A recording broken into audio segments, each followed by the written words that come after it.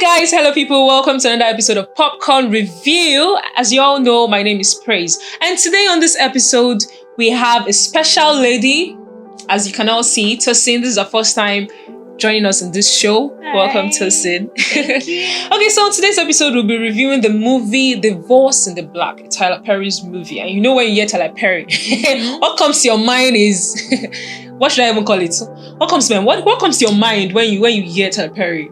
Well, what comes to my mind is I should expect a little bit of suspense, all those controversial. Yeah, it does a lot of controversial stuff. Controversial stuff, basically. Okay, so in this particular movie, Divorce in the Black, it's about a couple that I feel they should not have even gotten married, but they should not even be together, but they were together. And the storyline actually just went through the fact that the lady was quite devoted, not even quite. Why am I using quite? She was devoted to the guy, a guy that is his character, stupidly foolish, if there's any word like that. Yeah. Very controlling, very a narcissist. Yeah. A narcissist kind of behavior. So now imagine a lady that is in love with such a person. So entitled. Men that feel so entitled. Okay, so the couple I was referring to, we have Ava and we have Dallas. Ava, that's the character Ava. It's Megan Good that acted Ava. Then Corey Madrick that acted Dallas. So Dallas is the self-sufficient guy, the narcissist guy, husband. And Ava is a devoted wife, someone that just wanted to be loved, someone that just wants to be loved by her husband. She gets. And the storyline just went through the fact that the man she kept on trying to be there for him, tried to tell him that he's enough, he's good as he is, but he doesn't even see himself as good. So he does not appreciate himself. Talking about appreciating somebody else. So I think that was one thing. And I think it's really going to be a problem when you look at it, putting it in real life, scenarios and issues size. It's kind of like a struggle, because when you look at Dallas, his background is quite shaky, right? He came from a poor background. That can be disputed, right? But I mean, the way his upbringing was not really good, because his mom, he had an abusive father, and his mom, all those things. Looking at all those things kind of like shaped him to become who he was. So actually, a person's background. Yes, a person's background. Shapes your thoughts, your perspective, everything. And on the other hand, Ava, she's such a lover, sweet girl. Yes, she came from a family where she was loved. A family where she was. But the mistake that I can point out is that, in as much as she came from a family that showed her love and all that, her dad is a pastor. Yes. The mom too as well is a pastor. I mean, the only issue I could take out from that is their parents, right? And I think it's a general thing. Most pastors, they tend to focus on their congregation, the people, than the family.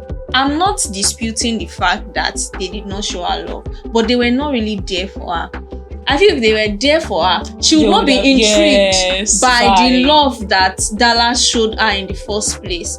Fine, they showed her love, but they were not there. They were not present in her life. Follow her through. Do you get? Because sometimes when I sit back and try to review the movie, taking it back to when she, I was just trying to reason how did she even fall in love with Dallas in the first place? Number one, it's not of the same standard. Fine, some people will say, honestly, that word, Nigerian word, love has not catched you before. I mean, what kind of love would catch someone and then you'd be so blindfolded? Because even showing the... And it's not that she wasn't aware that the guy's family are thugs. Yeah. His siblings are thugs. She was fully aware. To the point that the guy's brothers, they speak to the guy. Gosh. They tell him what to do. They tell him what to do. He's such a baby. He's such a baby. I mean, how will I put that word now? He's always going to meet his mom to give him advice. He's such a baby. The part that struck me most in the movie was the side where he asked for a divorce. Jim, I can't do it, man. Nope. I made some decisions in my life. I want a divorce.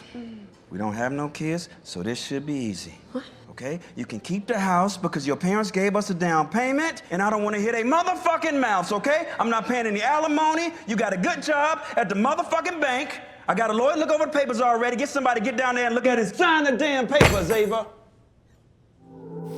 For a lady that has been there for you, that has been trying to tell you how sufficient you are, that has been trying to tell you how much she loves you, and you've been pushing her away constantly. Like I said, so he had the right to still ask for a divorce. Like I said earlier, I said this guy is a narcissist, right? And one of their traits is actually they're always feeling inferior. And nobody is running a race with you, right? So I don't know. Anyways, I'm not going to blame him because his background is quite shaky. Even look at the beginning, the opening scene when they were in the church trying to bury their elder brother that died, and all of a sudden, because the pastor too gets for his own body, that's Eva's father. Yes, because it was the topic or the message in that particular burial ceremony was targeted to their family. It was targeted to their family, and the mother got annoyed. And the pastor is not even supposed to do like that.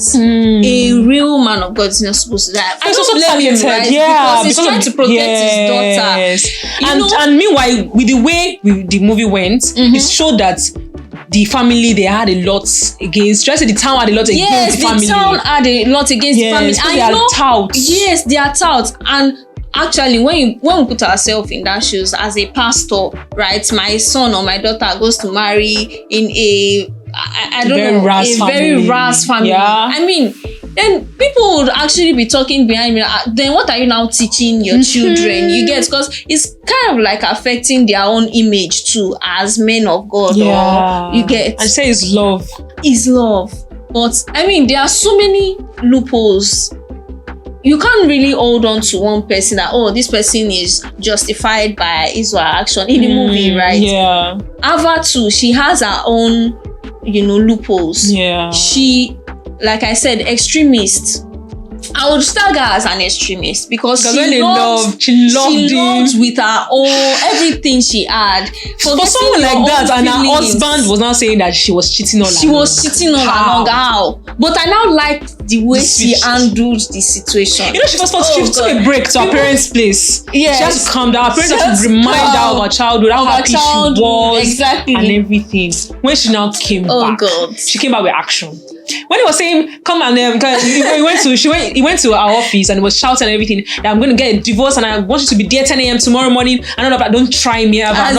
She did not say anything. She did. But she came there the next day, even without a lawyer, and she was like, she was not needing to go over anything. That where's the divorce papers? I'm going to sign it, and she signed it. Right? The guy was like, she was fed up. Now she has had enough. When she signed it, the guy was dumbfounded. I don't know why he was dumbfounded, because he wanted the divorce. When he was dumbfounded, he was like, no, this is not Ava. In my own take, right? I would not say he wanted the divorce. He wanted to test her, like a narcissist, right? They can just come up with any nonsense. He just wanted her to beg him because he knew that she loved him. He knew that she had a soft spot for him. Yeah. So he already knows that soft spot. So he felt like he could use it again, to punish her or to ride her or to manipulate her. That's the word, to manipulate her.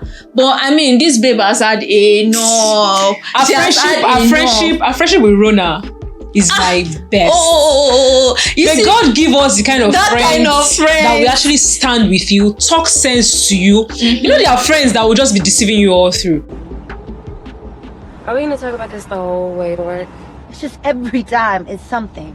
I don't know why you deal with it. So the whole way. Okay, fine. I won't say anything else. Oh, but the way they took that man's body out the casket. What the hell? That whole family is just jacked up. They really, really did a number on Dallas. Rona stood by Ava all through. the fact that she needs to the part that she needs to tell her the truth, she will say it point blank. She'll be like, girl, you know I got your back, but I need to tell you this. She will tell her straight up that this is, you're not doing the right thing. Break up with this guy, let this guy be. Even to the point that she wrote all the things that the guy has been doing to her friend. When they were about to divorce, so that the girl will be able to know that you need to let this guy go. Yeah, exactly. But I mean, there's something that I want to pick out.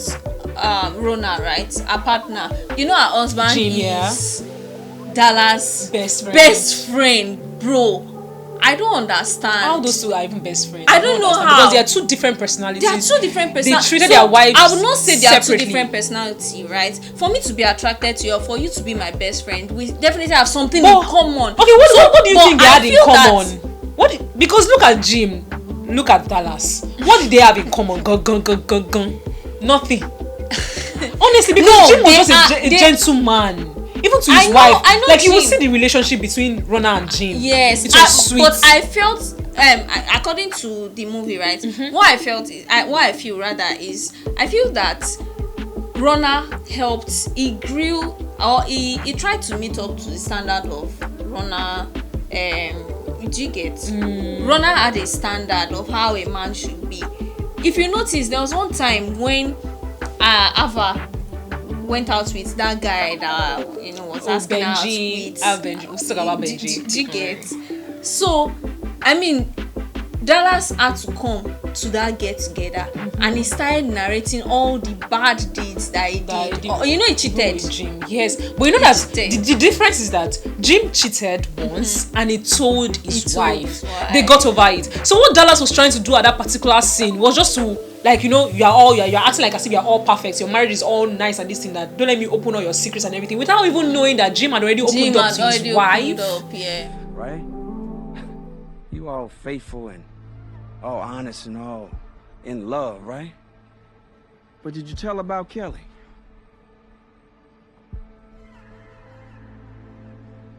Fuck you up. Did you tell about Kelly, huh? That y'all fucking around? Did you tell her that shit? Dallas. Yeah, fuck you up. I know about that, Dallas. Damn. Yeah. So when they left, and she was like, please tell me whatever he said. It was like, babe, we already discussed about this. I told you it make it happen. It happened only once. But I like the fact that he wasn't standing by his friend. He would always point out his friend's faults. That, bro, you did not do this one well. I mean, he's also a good friend, right? Let's talk about Benji and Ava. Oh, Benji. He's such a sweet guy. But I don't know what's up with what happened with Benji and his previous wife. You know, he had a daughter. Yes, they divorced. So according to what you said in this, that they did not just work out and they actually divorced. I mean, it should. So Ava going through her own divorce, it felt like as if it was a shoulder to lean on for Ava. That I've been through it, so you can actually talk to me. Do you get? That you can talk to me, you can rely on me. And even the points where they went out, I think to our amusement park with their father and their mother, that is Ava and her parents, when they went out and she met Benji and they went out to drink whiskey. Yes. Like she wanted him to kiss her. Like they were already getting so intimate. He's such a disciplined and guy. all he did was just, he avoided the kiss. He did not take advantage of her. He did not take advantage because, of her. Because, she was vulnerable at that period. She was like, you're vulnerable. I cannot even imagine all the emotional stress she was going through at that point. So at that point, she was really vulnerable and anything could happen and she would regret it. And Benji did not want that. Benji had loved Ava since when they were 17. And of course, she loved Dallas, so it did not work out between them. So the moment Benji had that shot, he made sure he took it well. Like, he did not take advantage of her. He had to let her know that I'm not in this just because you are down or anything. You're down, yes. That I don't want you to use me as a revenge to Dallas. Yes. That I want you to see me and only me. So if it means for me to step back a little while you gather yourself up, I'm going to do it. I'm up for that. Oh my God. I love Benji's personality. I feel our viewers, they really need to see the movie. You know, another scene that I like was when she dealt with Dallas. That's Ava. Like softly on call. Oh God. Yeah.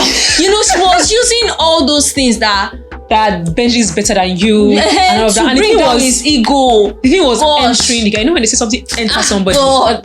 I liked the way she handled the situation. And then, you know, there was one time towards the end, of the movie, there was one time Dallas Ava's father went to warn Dallas. You know, in fact, at some point I was scared. I hope they will not kill this man. You know when I saw that, when I saw that scene, that particular scene, what came to my mind is that what kind of irresponsible husband is this? You will meet your father-in-law, beat him up, and shot him in your mother-in-law. Gosh. So I don't even know how to quantify that behavior. Then you know what she did? I mean, if I were to be the one, God, somebody shot my father in the leg and beat my father you have like messed that. With God, me, but you now mess I don't with have my father. chills. You messed with my mother. I don't have chills, but I liked the way she handled. I feel that over time she has learned to manage her emotions because she has been dealing with so many bad behaviors. And then there's another thing I want to point out. Ava, you know, from the beginning, he said, I killed. No, there was something he said. So it means that she told me to kill my father. She told me to kill my father. And Ava, I don't even know how she did not even pick it at that point. Because Dallas actually killed his father. What are you people now discussing in your courtship? No, I'm not even joking. What were you discussing? That's why I keep saying. I think there was a particular episode we did that was slightly related to something like this. What do you guys discuss in your relationship? Why can't you guys be 100% true in your relationship? So you enter the marriage and start finding out things that. Well, like I said previously, right? It might be that she was lacking some care from her parents. Fine, they showed her love, but maybe the attention was not there, and another guy was giving her attention. So she kind of like received love in another way, right? It goes beyond buying gifts and saying sweet words, but you must also pay attention to your children's needs, emotional needs, and all that. So she had to overlook every other one because I mean, her parents have given her all those things, but the attention was not there. So I mean, that was the only thing that was majorly lagging. So that guy had to give her. So in her mind, she felt, oh, this is love. So during when they were courting, when they were dating, they were just doing lovey dovey. They were just doing lovey, discussing. And you know, I felt that there were a lot of red flags. She would have seen. You know, at some point, the guy said, once she clocks 40, he's going to divorce her. Yes, now. And it kind of like stayed through. Even it affected her relationship with Benji. With Benji, yes, right? But Benji loved her. Benji loved her. I mean, so to you all watching this movie, let me give you a dating tip 101. Ask your partner, have you killed anybody before? It's very, very I mean, were you doing something in your, before we met each other? Let us know the truth. I mean, and also learn how to, look out for red flags. They will be there. They will definitely be there, but you just have to open your eyes to see. And again, another thing I'll say is, as a woman, right, your happiness is not dependent on a man. You need to be happy. You don't need a man to make you feel good. You have to make yourself feel good. You are enough. I mean, that's one thing too that I noticed that was lagging in Ava's character. She was not appreciating herself enough. You remember when her parents had to call her and they started playing all those memories? This is not the Ava I used to know. I mean, your happiness, you should be happy then. So, baby girls, take yourself out. Be happy. Yes, you see that money that you're keeping, spend it. Don't worry. Spend it. Just go and do self-care for yourself. But don't worry, you will fast the remaining days of the month as usual. But take care of yourself. Okay, so if you've not seen the movie Divorce in the Black, I guess with everything we've said, you should already know that this movie, it is hot. So you go see the movie. And if you've seen the movie, please let us know what you think about the movie in the comment section. Let us know if all our contributions, our reviews, they are valid, and let us just know what you think about it. Let us know what you think, your own take.